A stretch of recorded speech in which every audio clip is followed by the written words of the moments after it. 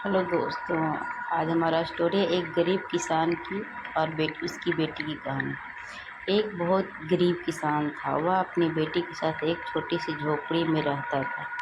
उसके पास खेती करने के लिए इतनी कम ज़मीन थी कि उसे उसे खर्चा नहीं निकल पाता था। उन रुपये से वो लोग ठीक से खाना भी नहीं खा पाते थे। वह राजा के पास अपनी समस्या लेकर गया।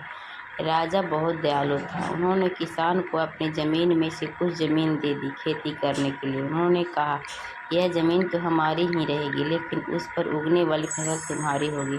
किसान ने राजा को बहुत बहुत धन्यवाद दे दिया। एक दिन वह खेत की जुताई कर रहा था, तभी उसका हाल किसी ठोकर चीज़ों से टकराया। उसने वहाँ खोद कर देखा तो उसे सोने की एक ओखली मिली। किसान ईमानदार था। उसने अपनी बेटी से कहा, हमें यह ओखली राजा के खेत से मिली है। जिसकी ज़मीन है उसी की यह ओखली भी है, इसीलिए हमको इसे राजा को लौटा देना चाहिए। किसान की बेटी बोली, नहीं पिताजी, आप ऐसा मत कीजिए। आपको सिर्फ ओखली मिली है। यदि राजा ने आपसे इसकी सोने की मुसल भी मांगी तो आप क्या करेंगे? आप इस ओखली को अपने ही पास रखिए। लेकिन किसान को यह बात ठीक नहीं लगी। वह बोला, जो चीज़ हमें मिली ही नहीं उसे मांगने का कोई अधिकार नहीं है। वह राजा के पास ओखली लेकर पहुंचा, लेकिन दरबार में ठीक वैसा ही हुआ जैसा कि किसान की बेटी ने सोचा था। राजा ने सोचा कि किसान ने लालचवश मुसल अपने पास रख ली है। किसान बेचारा सोने की मुसल कहाँ से लाकर देता। नतीजा यह हुआ कि किसान को जेल में डाल दिया गया।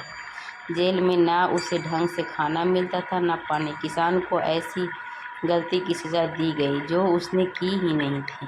वह खाए पिए बिना निढाल हो गया। लेटे लेटे वह रोता रहता था और कहता था, बेटी की बात मानी होती, काश मैंने अपनी बेटी की बात मानी होती। एक दिन राजा ने उसे ऐसा कहते हुए सुन लिया। उन्होंने किसान से पूछा कि वह ऐसा क्यों कह रहा है। तब किसान ने राजा को पूरी बात बताई। राजा को अपनी गलती का एहसास हुआ। किसान को तुरंत छोड़ दिया गया। किसान की बेटी को राजा ने दरबार में बुलाया। उससे बातें करने के बाद राजा को पता चल गया कि वह कितनी बुद्धिमान है। किसान की बेटी को राज के खजाने का मंत्री बना दिया गया।